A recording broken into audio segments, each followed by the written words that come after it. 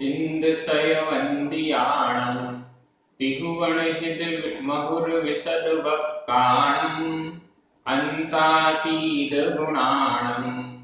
नमो जिणाणं जिदभवाणं। बोलिए श्री खजानन शांतिनाथ भगवान की जय। आचार्य श्री कुंद कुंद स्वामी की जय। हम सभी बड़े पुण्यशाली हैं जो हमें आचार्य कुंद कुंद स्वामी का महान ग्रंथ पंचास्तिकाय पढ़ने के लिए मिल रहा है। यह ग्रंथ अपने आप में बहुत से द्रव्यानुयोग के रहस्यों को उद्घाटित करने वाला है। आज हम दो गाथाओं का अध्ययन करेंगे, क्रमशः गाथा नंबर 23 और 24। इन दो गाथाओं में काल द्रव्य का वर्णन प्रारंभ हो रहा है। अभी तक पंचास्तिकाय 5 द्रव्यों का ही वर्णन था और छठवीं काल द्रव्य हम मिस कर रहे थे। तो यहाँ पर आचार्य कुंद कुंद स्वामी ने काल द्रव्य का विवेचन भी कर दिया। अस्तिकाय नहीं है, लेकिन फिर भी इस काल द्रव्य के बिना काम नहीं चल सकता है लोक का। इस दृष्टि से काल द्रव्य भी बेहद इम्पोर्टेंट है। तो यहाँ पर यह वर्णन देखेंगे। चलिए प्रारंभ करते हैं। गाथा क्रमांक 23, उच्चारण। सद्भाव, सद्भाव आधा ब भा में आ की मात्रा। सद्भाव सहावाणम, सहावाणम जीवाणम, जीवाणम तह य पोग्गलाणम, पोग्गलाणम च परियट्टन, परियट्टन आधा टा पुरटा परियट्टन संभूदो, संभूदो परियट्टन संभूदो कालो नियमेन, नियमेन पर्णत्तो, पर्णत्तो आधा पुराण आधा पुरता ओकिमात्र पर्णत्तो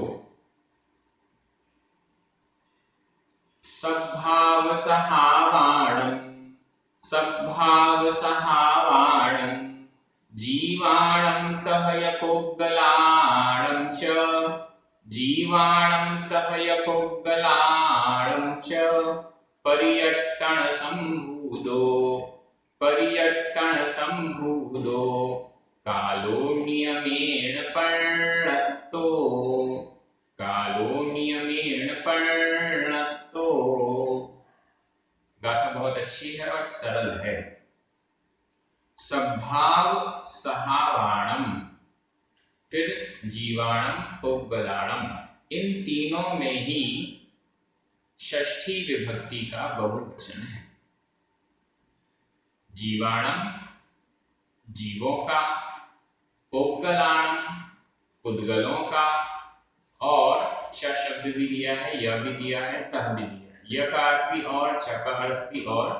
तो एक च तो पाठ पूर्ति के लिए है, गाथा में शब्दों की पूर्ति के लिए है, ऐसा भी समझ सकते हैं। तह यानी तथा, तह तथा जीवाणम जीवों के, पोग्गलाणम पुद्गलों के, और सद्भाव सहावाण, सद्भाव, सद्भाव सद्भाव, सद्भाव का अर्थ है सद्भाव, सद्भाव ही जिसका सहाव यानी स्वभाव है, सद्भाव ही जिसका स्वभाव है, सत्ता अस्तित्व मौजूदगी ही जिसका स्वभाव है, स्वरूप है, ऐसे जीव और पुद्गलों का। सद्भाव सहावाणम इसको विशेषण के रूप में भी देख सकते हैं, जो कि जीवाणम और पोग्गलाणम इन दोनों का विशेषण बन जाएगा। और अगर हम इसमें धर्म द्रव्य, अधर्म द्रव्य और आकाश द्रव्य को भी जोड़ना चाह रहे हैं तो भी सद्भाव सहावाणम इस शब्द से मिल जाएगा। और नहीं तो च शब्द से भी हम आकाश द्रव्य, धर्म द्रव्य और अधर्म द्रव्य को यानी पांचों अस्तिकाय को यहाँ पर ले सकते हैं। सद्भाव सहावाणम, सद्भाव, सद्भाव, सद्भाव का मतलब सत्ता अस्तित्व, अस्तित्व ही, मौजूदगी ही जिसका स्वभाव है, सद्भाव ही जिसका स्वभाव है, सद्भाव मौजूद होना ही जिसका स्वरूप है, ऐसे जीवों को जीव, उद्गल, च और धर्म द्रव्य, अधर्म द्रव्य, आकाश द्रव्य, इनको भी ले लीजिए। इन सब के पर्यटन संभूतो, अब यहां ध्यान दीजिए, इन सब के पर्यटन, परिवर्तन, संभूतो, संभूत, उत्पन्न, इन सभी द्रव्यों के, इन पंचास्तिकायों के पर्यटन, पर्यटन का अर्थ होता है परिवर्तन, इन सभी द्रव्यों के पर्यटन, परिवर्तन से संभूतो, संभूत, संभूत, उत्पन्न या प्रकट हुआ, संभूत का अर्थ प्रकट होने वाला, प्रकट हुआ, संभूतो, प्रकट हुआ, यहाँ संभूतो यह भूतकालिक कृदंत का अनियमित प्रयोग है। संभूतो, संभूत, प्रकट हुआ, कैसे प्रकट हुआ? इनके पर्यटन से, इनके परिवर्तन से जो प्रकट हुआ है, इनके परिवर्तन से जो हमें पता चला है, इनके परिवर्तन से जो व्यक्त हुआ है, यह शब्द समझने लायक है। 5 अस्तिकायों में जो परिवर्तन हो रहा है, जो उत्पाद, व्यय, द्रव्य ये सब चल रहा है, पर्यायें निरंतर उत्पन्न हो रही हैं, नष्ट हो रही हैं, परिवर्तन हो रहा है, उस परिवर्तन से जिसकी पहचान है, आपको समझ में आ रहा है? पर्यटन संभूतो, परिवर्तन से जो संभूत है, परिवर्तन से जो व्यक्त हुआ या उत्पन्न हुआ या प्रकट हुआ, समझ में आया, वह कालो, काल द्रव्य, कालो, काल द्रव्य, वह काल द्रव्य है। अगर इन पंचास्तिकाय द्रव्यों में, इन 5 द्रव्यों में परिवर्तन नहीं होता, उत्पाद व्यय नहीं होता, तो फिर काल द्रव्य की जरूरत ही नहीं थी। परिवर्तन होता है सभी द्रव्यों में, उत्पाद व्यय होता है, उस उत्पाद व्यय का कारण, सहकारी कारण क्या है? वह काल द्रव्य। इसलिए यहां पर लिखा पर्यटन संभूत, परिवर्तन का जो परिवर्तन से जो व्यक्त होता है, परिवर्तन से जो स्पष्ट होता है, परिवर्तन से जो सिद्ध होता है, ऐसा कालो, काल द्रव्य, नियमेण, निश्चित रूप से, नियमेण शब्द दिया है, निश्चित रूप से, मतलब आचार्य कुनकुन स्वामी जरा भी ये नहीं कहते कि काल द्रव्य नहीं है या काल द्रव्य की आवश्यकता नहीं है। नियमेण, निश्चित रूप से, कालो, काल है, वह निश्चित रूप से काल है, ऐसा पर्णतो कहा गया, ऐसा जिनेंद्र भगवान के द्वारा पर्णतो कहा गया, ऐसा काल द्रव्य कहा गया। पर्णतो यहाँ पर भूतकालिक कृदंत का अनियमित प्रयोग है, ऐसा काल द्रव्य कहा गया। गाथा का अर्थ तो आपको क्लियर हो गया है, लेकिन यहाँ पर थोड़ी सी व्याख्या काल द्रव्य से रिलेटेड करना चाहिए। पर्यटन संभूतो, परिवर्तन से उत्पन्न। हम एक ग्रंथ पढ़ रहे हैं जो कि दार्शनिक है। दार्शनिक ग्रंथों में कारण की चर्चा बहुत होती है। दार्शनिक ग्रंथ में जो वर्णन हुआ उसको सिद्ध करने के लिए कहा जाता है। प्रश्न हुआ कि आप, जैन दर्शन कहता है कि काल द्रव्य होता है, तो सबसे पहला प्रश्न क्यों होता है? क्या काल द्रव्य के बिना काम नहीं चल सकता? क्या काल द्रव्य के बिना यह लोक व्यवस्थित नहीं रह सकता? तो क्यों है काल द्रव्य? तो इसका उत्तर केवल एक शब्द से दे दिया, पर्यटन संभूतो। पर्यटन, परिवर्तन, अगर काल द्रव्य नहीं होगा तो परिवर्तन में सहकारी निमित्त का अभाव होने से कोई भी द्रव्य परिवर्तन नहीं कर पाएगा। हालांकि सभी द्रव्यों में उत्पाद, व्यय और द्रव्य ये गुण होते हैं, स्वभाव से होते हैं, लेकिन इनको सहकारी कारण काल द्रव्य की भी आवश्यकता है। जैसे आकाश द्रव्य सभी द्रव्यों को अवगाहना देता है, स्थान देता है। मैं जहां बैठा हूं आकाश द्रव्य ने स्थान दिया है, आप जहां बैठे हैं आकाश द्रव्य ने स्थान दिया है। आकाश द्रव्य स्थान देने के लिए, अवकाश देने के लिए सहकारी कारण है और उसका गुण भी बताया गया, अवकाश हेतुत्व, अवकाश का हेतु होना, अवकाश का सहकारी कारण होना। धर्म द्रव्य गति का सहकारी कारण है, अधर्म द्रव्य स्थिति का सहकारी कारण है। अगर ये सहकारी कारण ना हो तो हम ठहर नहीं सकते, हम चल नहीं सकते, हमें स्थान नहीं मिल पाएगा। उसी प्रकार से काल द्रव्य वर्तना लक्षण वाला है, पर्यटन लक्षण वाला है, परिवर्तन लक्षण वाला है। वह परिवर्तन में सहकारी कारण है, परिणमन में सहकारी कारण है।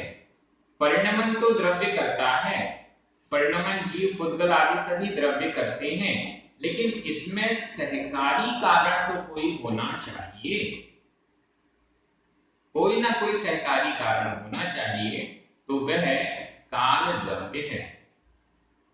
जो उत्पाद व्यय होता रहता है, नई नई पर्याय उत्पन्न होती रहती हैं, परिणमन होता रहता है, प्रति समय कुछ ना कुछ परिवर्तन होता है, उसमें निमित्त के रूप से काल द्रव्य है।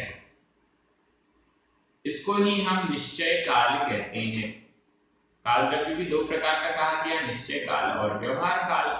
निश्चय काल प्रति समय जो परिवर्तन हो रहा है उसमें जो सहायक है वह निश्चय काल है।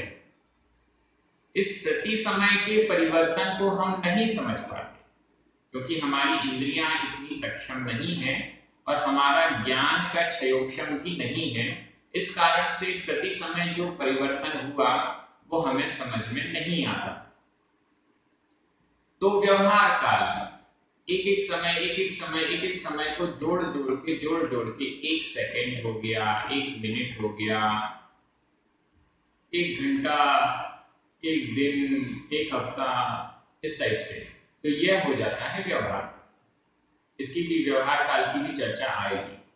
व्यवहार काल निश्चय काल को मिल मिलकर ही वो व्यवहार में आया, इसलिए वो व्यवहार। निश्चय काल प्रति समय होने वाला परिवर्तन, ये निश्चय काल का स्वरूप है। थोड़ा सा हम इस विषय में चिंतन कर सकते हैं। अब आगे चलेंगे। गाथा क्रमांक 24। इस गाथा में भी काल द्रव्य का वर्णन है, तो वहां पर भी हम काल द्रव्य की थोड़ी सी चर्चा कर पाएंगे। उच्चारण करते हैं।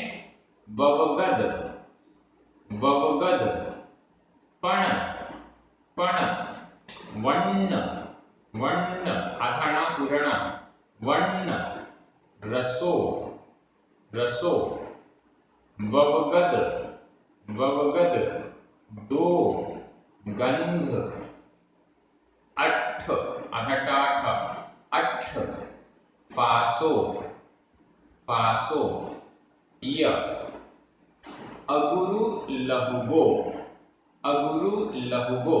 सब जगह इसमें छोटे उ की मात्रा है, रा में भी छोटे उ की मात्रा है। अगुरु लहुगो, अमुक्तो अमुक्तो, आधता पुरता वो की मात्रा, अमुक्तो, वट्टण लखो, वट्टण, आधटा पुरटा, लखो, आधा का खा ओ की मात्रा, वट्टण लखो, य, कालोति, कालोति, आधता पुरता छोटी मात्रा, कालोति। ववगद पण वर्ण रसो, ववगद पण वर्ण रसो, ववगद दो गंध अठ फासोय, ववगद दो गंध अठ फासोय, अगुरु लहु गो अमुत्तो, अगुरु लहु गो अमुत्तो, वट्टण लखो यकालोत्ती, वट्टण लखो यकालोत्ती। बहुत अच्छी गाथा है और इसमें काल द्रव्य का स्वरूप बताया गया है।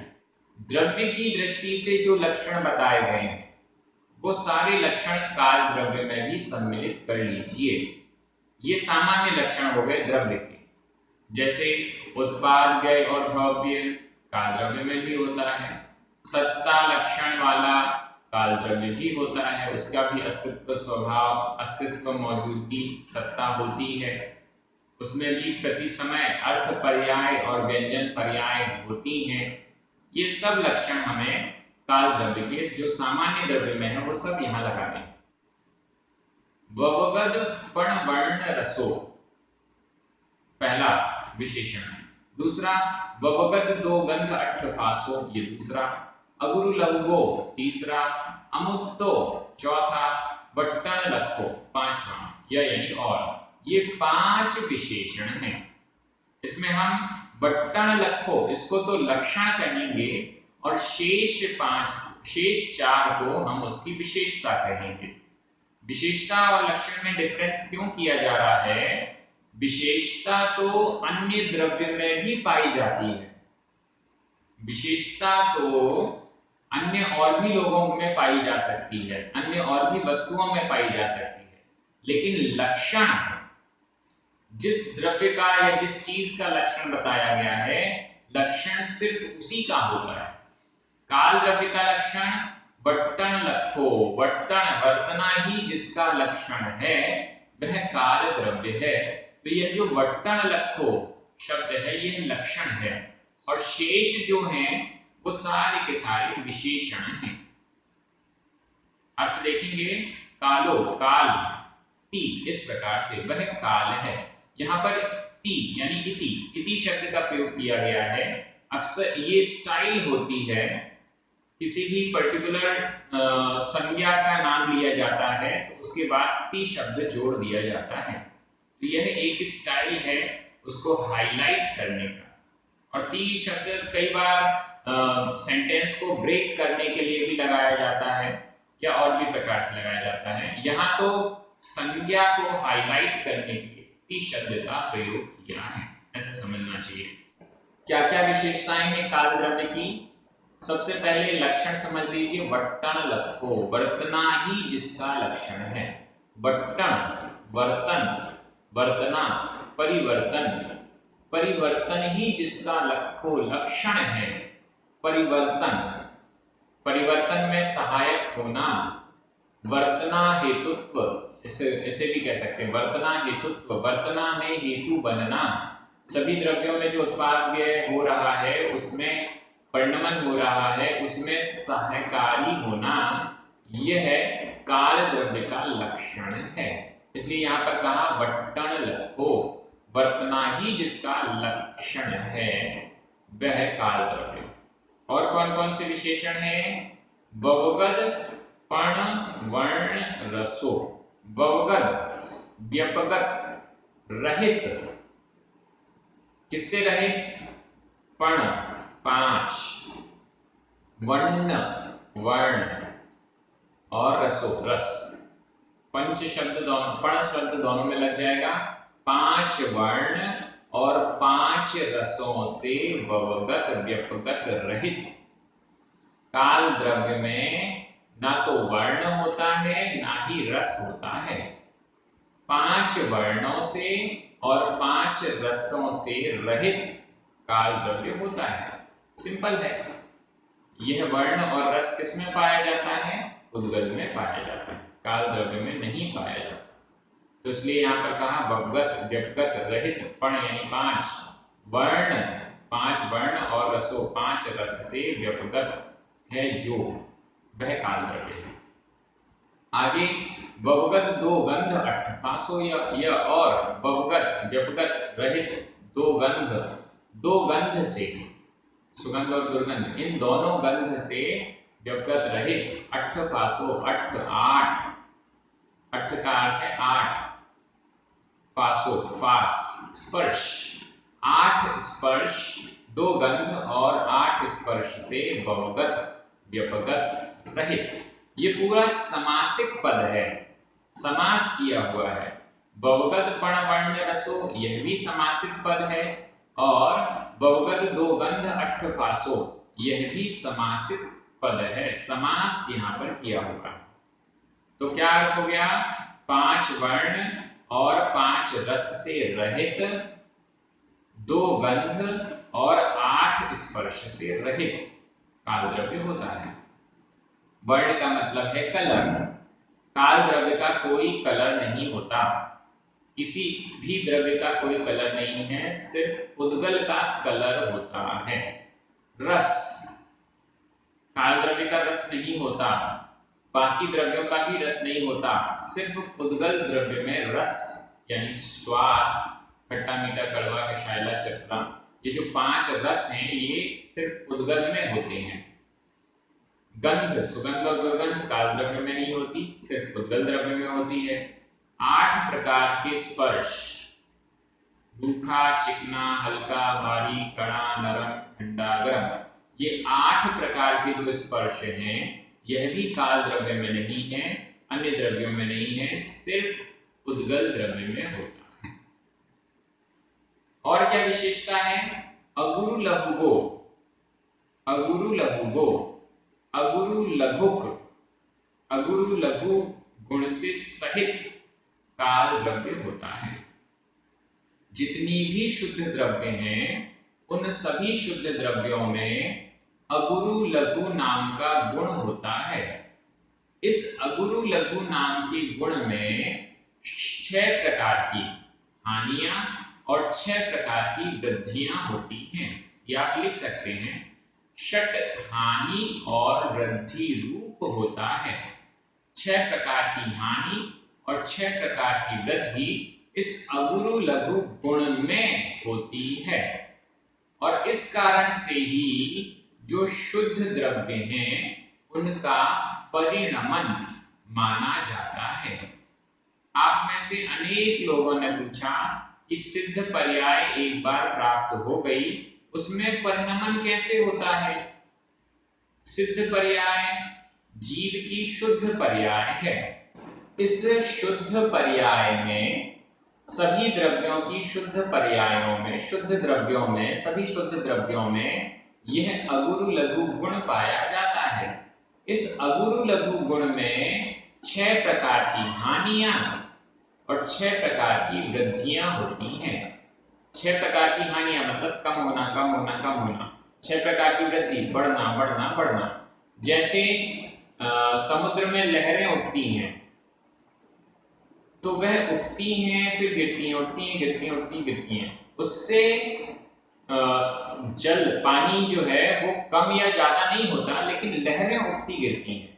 तो वैसे ये शुद्ध द्रव्य हैं, इनमें कोई चीज कम या ज्यादा नहीं हो रही है, लेकिन ये जो अगुरु लघु गुण है इसमें 6 प्रकार की हानि और वृद्धि हो रही है।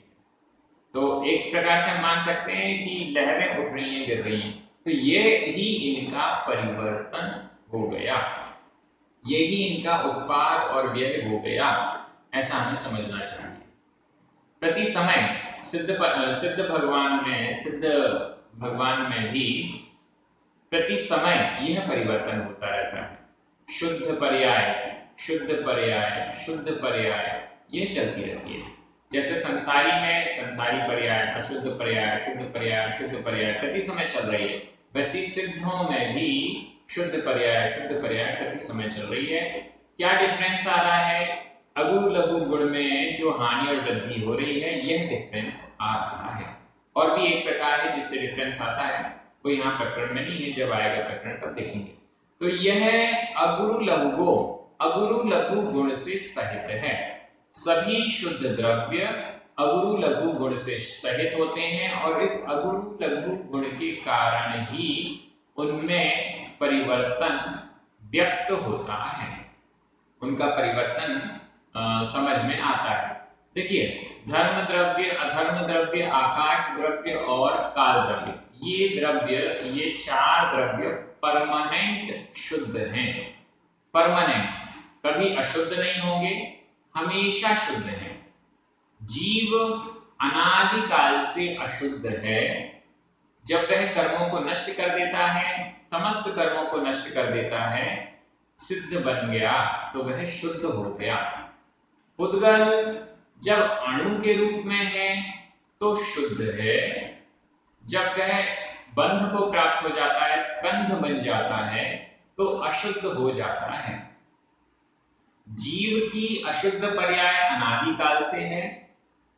जब वह शुद्ध पर्याय को प्राप्त करता है तो वह अनंत काल तक रहती है। पुद्गल की अशुद्ध पर्याय और शुद्ध पर्याय ये चेंज होती रहती है। मतलब पुद्गल अशुद्ध था, फिर शुद्ध हो गया, अणु बन गया, फिर अणु से वापस स्कंद बन गया तो अशुद्ध हो गया। पुद्गल में शुद्ध और अशुद्धपना यह होता रहता है। लेकिन जीव एक बार शुद्ध हो गया तो वह दोबारा अशुद्ध नहीं होता है। एक बार शुद्ध बन गए तो वापस संसार में नहीं आते।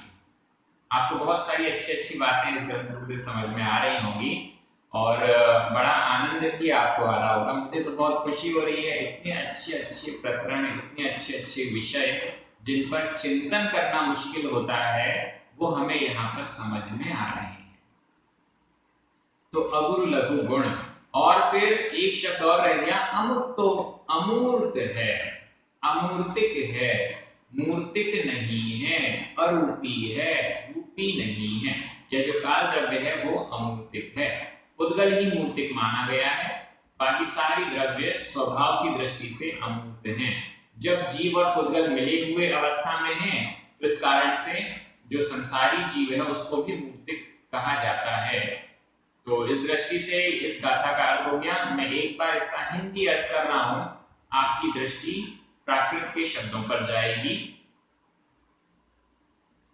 5 वर्ण और 5 रस से रहित, 2 गंध और 8 स्पर्श से रहित, अगुरु लघु गुण से सहित, अमूर्तिक, बर्तन लक्षण वाला काल होता है। इस प्रकार से आज की ये दोनों गाथाएं हो गई। इसमें काल द्रव्य का बहुत अच्छा वर्णन हमने समझा। आगे और भी वर्णन काल द्रव्य का आएगा, उसको भी हम समझेंगे। आप सभी बहुत विनय पूर्वक बहुमान के साथ इस ग्रंथ का अध्ययन YouTube पर कर रहे हैं।